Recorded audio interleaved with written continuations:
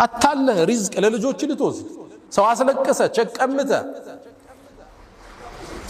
የሰው ስራ አበላሽተ ልጆችን ልትመግብ ከዛ ህንጻ ሰርተ ማሻአላህ ብለህ ልትለጥፍ من غش فليس منا ከኛ አይደለም አሉ ነብዩ አለይሂ ሰላቱ ወሰለም። አደራችሁን የተጨበረበረ ብር የተሰረቀ ብር የተሸወደ ብር ለልጅ አይተርፍም። ለአካል ጤና አይደለም፣ የአእምሮ ረፍት የለው። ንጹህ አእምሮ ምቹ ትራስ እሱ ነው። የሰው ዱዓ የሌለበት ለቅሶ የሌለበት ዘግተ ያልጠፋበት ስራ ጣፋጭ ነው፣ ለልጅ ይተርፋል። ሐራም ብር የልጆችን ባህሪ ይለውጣል፣ የሚስትህን ባህሪ ይለውጣል። እመነኝ። ለዛ ነው ሰለፎቹ ባሎቻቸው ወደ መርካቶ ሲወጡ ሚስት ተከተለ አንድ ማሳሰቢያ ትለዋለች፣ እባክህን ሐራም ይዘህብን እንዳትመጣ፣ ከረሃብ እንታገሳለን ከሳት ግን መታገስ አንችልም ትለው ነበር።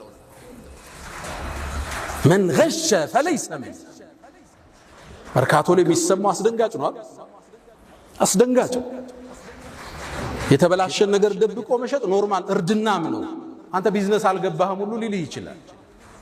ጤናን ከፈለክ ጣፍጦ መብላት ከፈለክ የሰጠህን አላህ በሐላል ይሄ ደርድረው ለልጅ ልታወርሰው ነው። ይሄን ሁሉ ብር ላንተ እኮ አይሆንም፣ ቀብርም አብሮ አይገባ። ልጅህ እንደፈለገ የሚያረጋውን ብር ሰው አስለቀሰ ታመጣለህ። የሙስሊም ነጋዴ ባህሪ التاجر الصدوق الأمين እውነተኛ ነው፣ ታማኝ ነው። ሙስሊም ካበለ ቀኑ ዘነበለ፣ ሙስሊም ከዋሸ ቀኑ ተበላሸ። አያቶቻችን ያስከበሩት ታሪካዊ ስማችን ታማኝ ነጋዴዎች፣ ደጎች፣ በዚክር አብረው የሚነግዱ የሰውን ችግር የሚረዱ አያቶቻችን። ይሄ ስማውን ተቀይሯል አይደለም? ብዙ ታሪክ አለ መርካቶ ውስጥ፣ አስደንጋጭ ታሪክ አለ። ከነቢያት ጋር እኩል መሰለፍ የፈለገ አማና እውነተኝነት የሙስሊም መገለጫ። ሁለተኛ ለነጋዴዎች ሰዎች አብረዋችሁ እንዲያድጉ አጋዥ ሁኑ፣ አታሰናክሉ። አንተ የምትጭነው ዕቃ ይኖርሃል፣ አሳየው ሲስተሙ።